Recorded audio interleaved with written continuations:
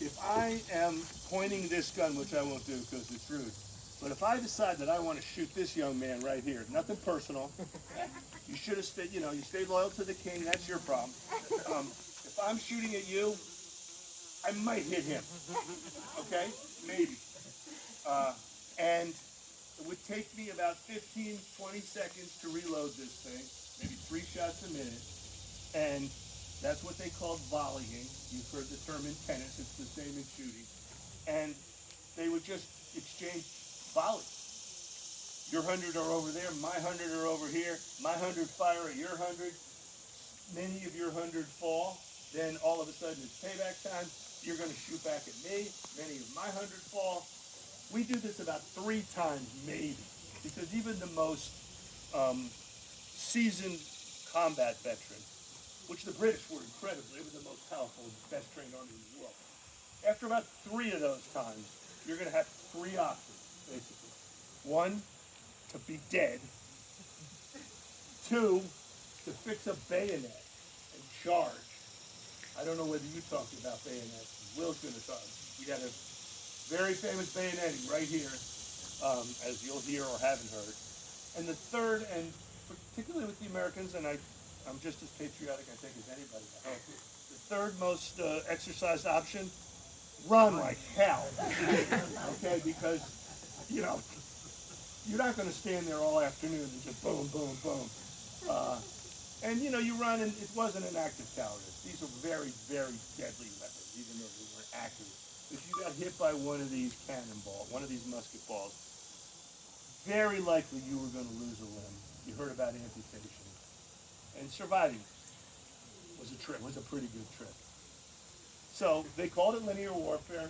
They exchanged the volleys. And I'm not going to shoot this thing, although this thing does shoot. It would even shoot a musket ball if I wanted it to, but I'm not going to do that.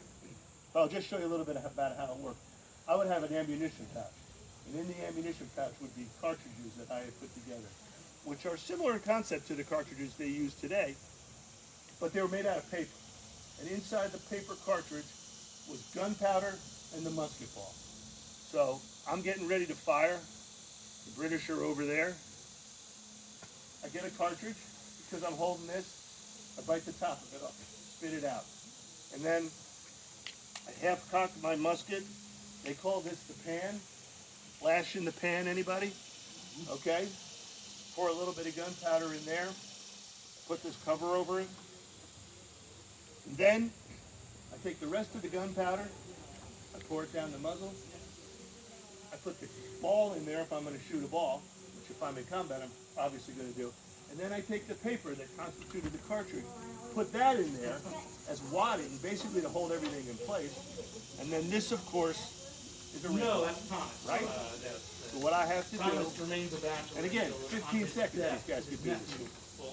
I can't, but I'm not being shot at either, so that's an advantage. Some Ram it did. down. By and large, they did not. But there are a few famous ones. The Green Put it back. was famously known as the fighting quicker. And so some will fight. Teach my son, even if you know a gun's empty, you never point it at somebody. So I'm not going to point it. Me again? Do I die again? And at first you don't succeed. I've died twice already. Just get out of the way. I'm giving you fair warning. Nothing's going to happen here, but Will's going to be really unhappy if I put a hole in the Clark house. Yeah. So, well, we'll just pretend. Ready, aim, boom, fire. Goes off. Big loud noise, huge puff of smoke. Eventually the battlefield became so choked with smoke they couldn't see each other. That's the reason that somebody posted on my Facebook page the other day, and I'll finish with this, how dumb these guys were to sit around playing the drums in the middle of a battle. You've seen the drummer boy. The drums were their radio, okay? In other words, the officer would yell out the command.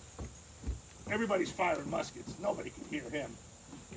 The drummer boy would be the cadence that corresponded to the command. Just like the buglers in the cavalry charges in the John Wayne movies charge. I used to be a bugler. Ask me later. He asked me again, I'm playing taps. Oh, Just kidding. Just kidding. they heard, they could hear the drums.